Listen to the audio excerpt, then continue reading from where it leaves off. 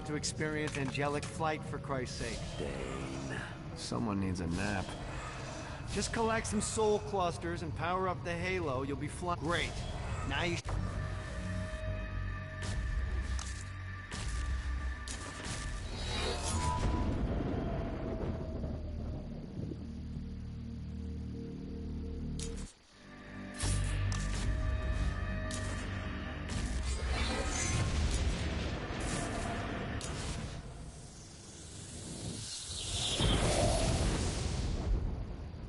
Alright, let's start slow. Try to jump over to that next island. Also, the longer you charge your wings before jumping, the further you'll go. Hey, you didn't fuck it up. Good job. Now get up that cliff. Don't worry, if something looks too high, just keep on jumping off the wall. Remember to charge your jumps if you want to get up the cliff faster. Now it's time to fly. You heard of crawling before walking? Well, in this case, you need to jump before you can fly. Launch yourself in the air with a jump, and then hold your wings out to glide to that. You'll have to dive to reach the next island. Do that by pointing your head down. Don't worry, the rest of your body will follow.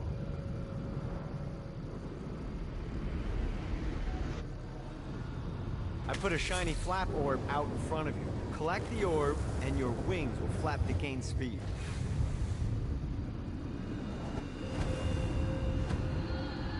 Alright, now try flapping those wings on your own.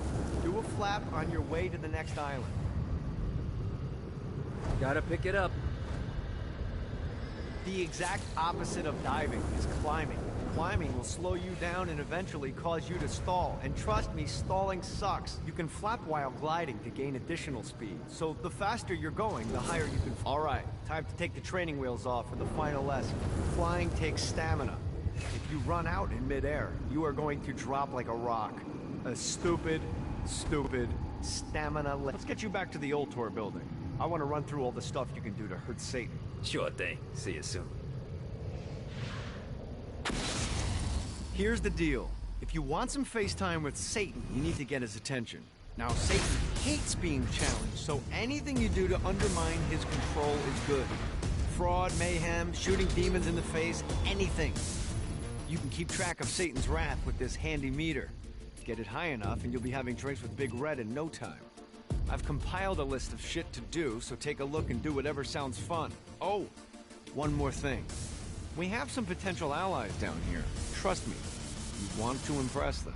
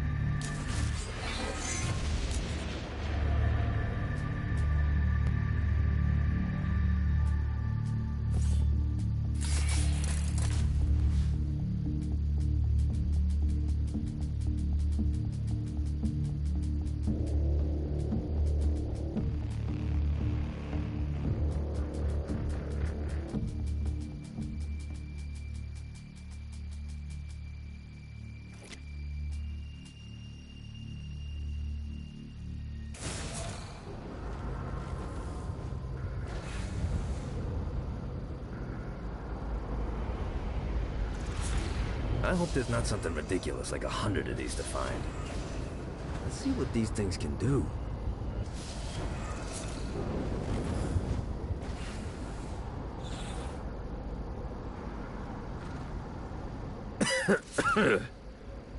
Bad place to take in the view.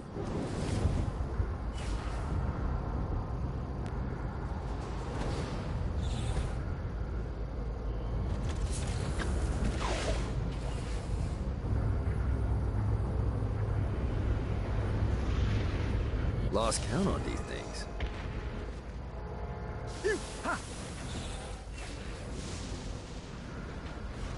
God, this feels good.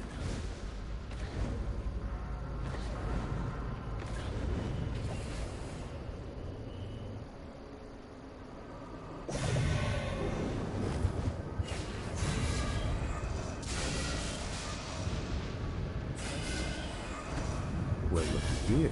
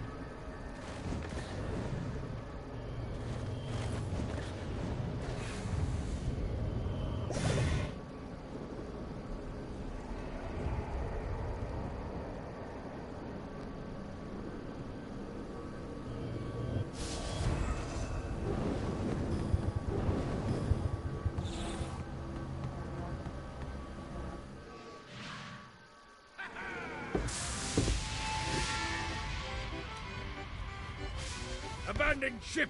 We've been boarded!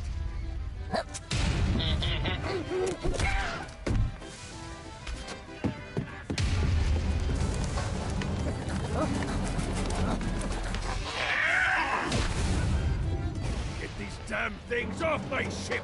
You think I'm scared of you?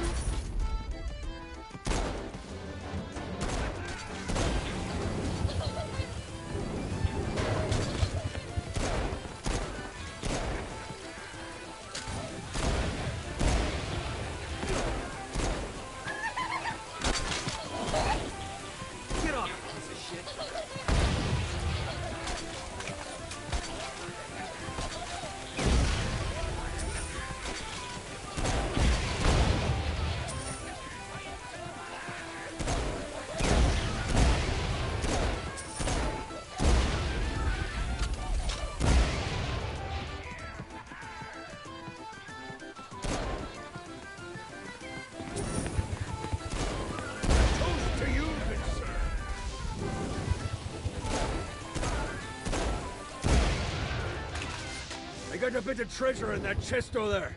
The weapon you find inside may help with our little imp problem. Ooh.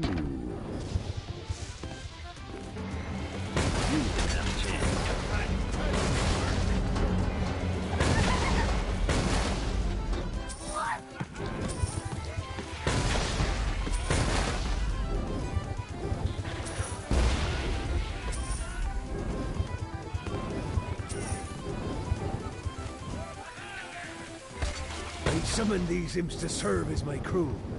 I forgot what a handful they can be. Once aboard, they wouldn't listen to their captain. They ran amok in the bowels of the ship.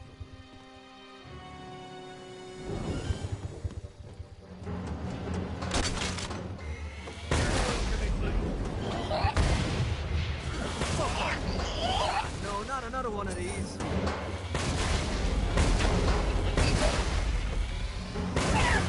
Good God, they're swarming me!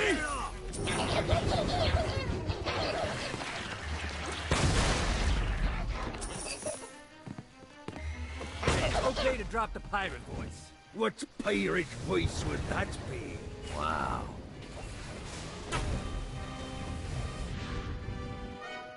Zinyak's destruction of Earth had a profound impact on the afterlife. To heaven, it was a logistical nightmare. St. Peter's meticulous nature drove purgatory wait times to unbearable levels. Meanwhile, in hell, where souls in pain were used as currency, it created a new era of prosperity for the wickedly enterprising. This economic boon resulted in the coffers of hell to be overflowing, which in turn piqued the interest of the most notorious man that sailed the seven seas.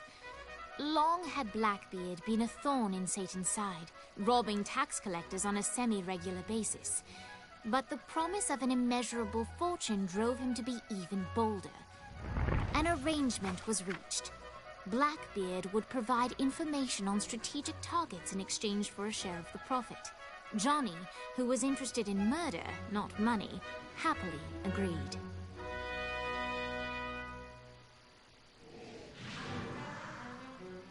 I grant ye the ability to summon my crew whenever they're needed.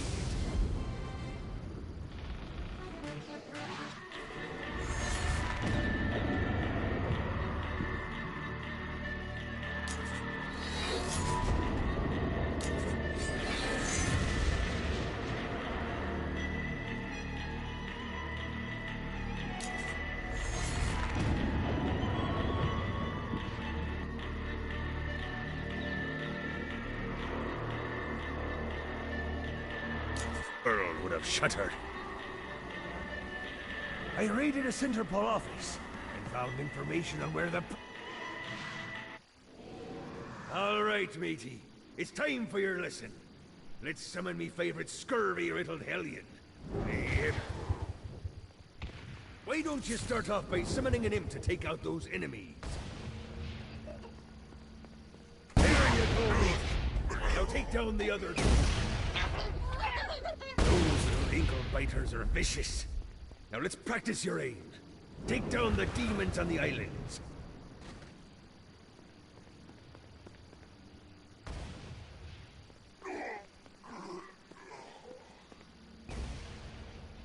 Few things are as rewarding as pressing someone into service, am I right?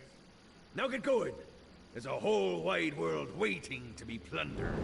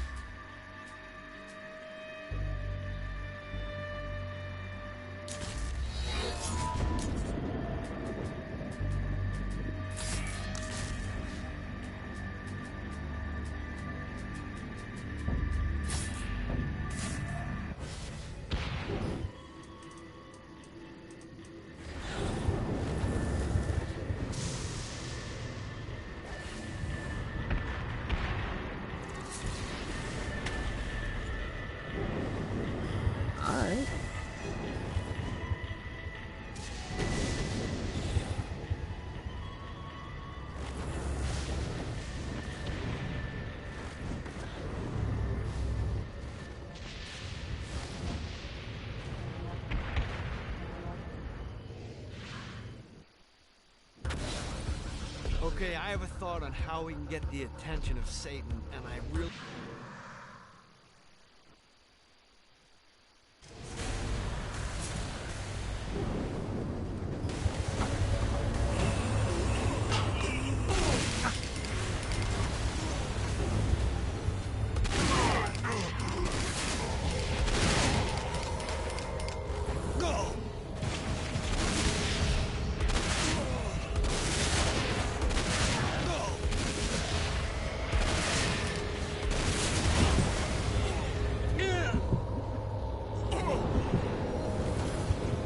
Running out of juice.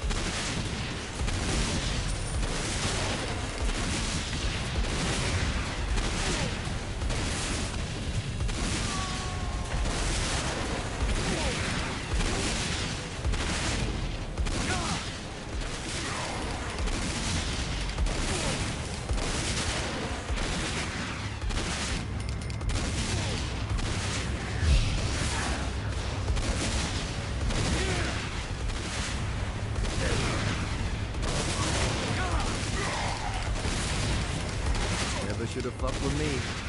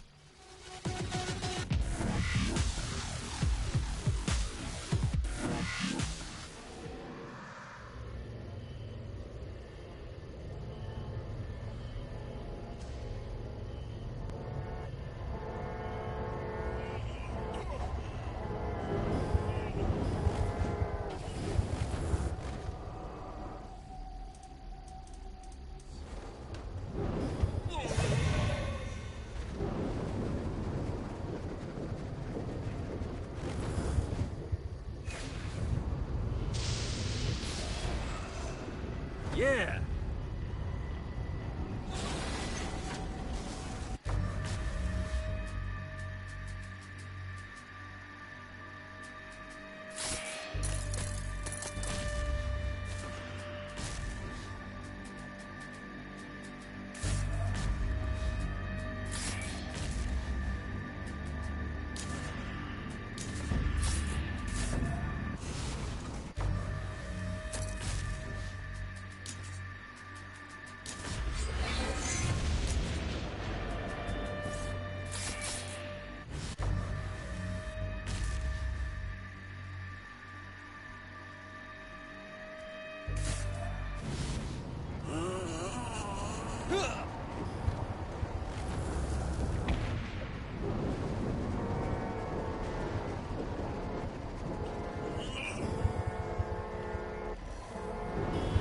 Wrong place, wrong...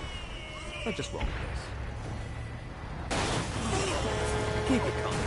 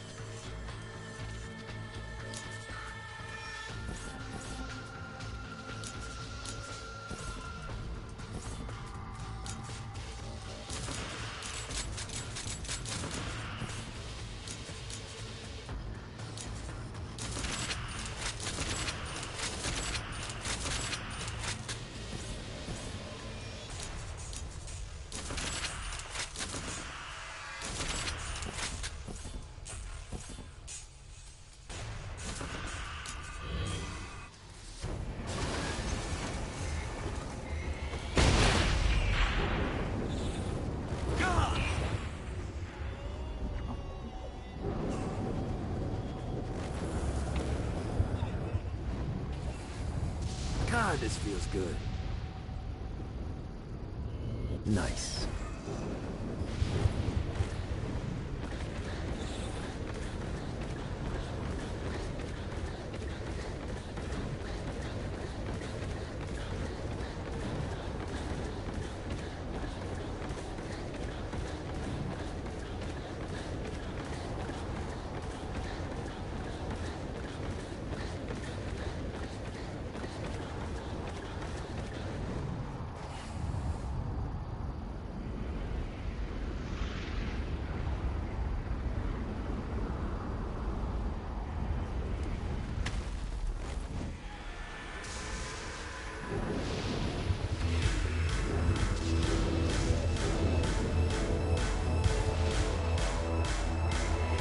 One more for the collection. Lights up. William Shakespeare, humanity's greatest playwright, and hell's most diabolical purveyor of entertainment, looks on as a brave mortal on an Orphean quest enters. The bard is peaked, and he looks to test his visitor's mettle.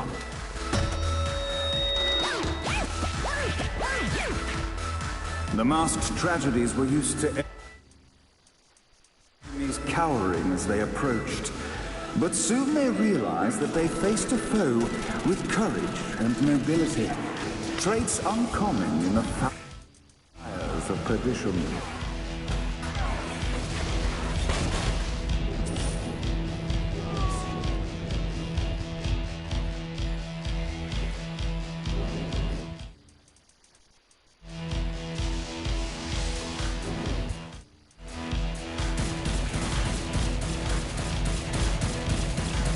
The inciting incident resolved.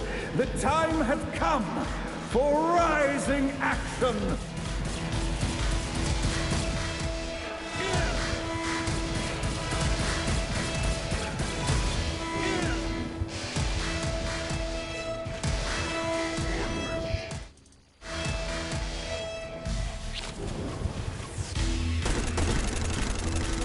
The battle raged on below. As bullets and blood flew, the bard arched a curious eyebrow. Could this mortal be the exact thing that Shakespeare needed?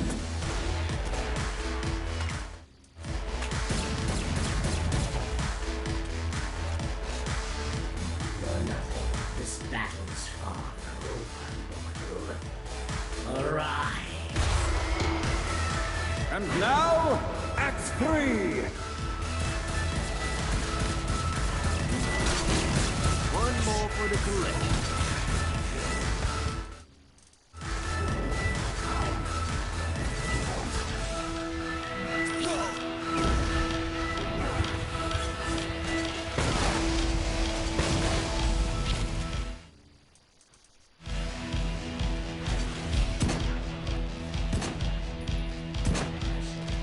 The conflict resolved.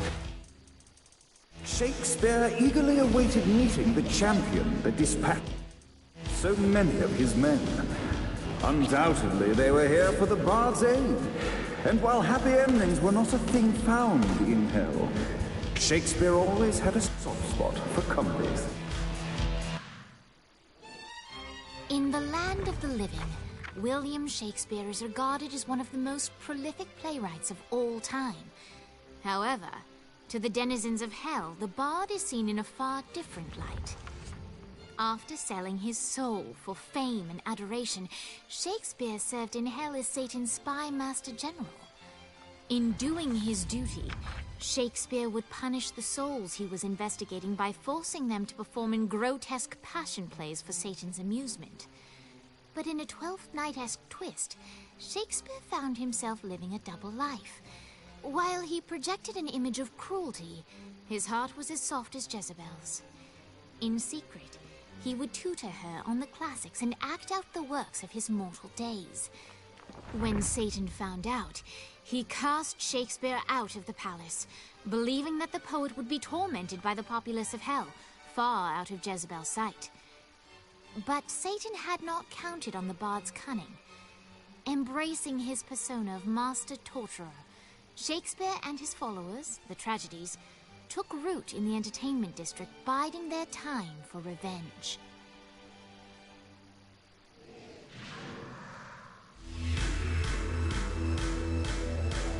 And so, Shakespeare called forth the Deus Ex Machina to bestow our protagonist with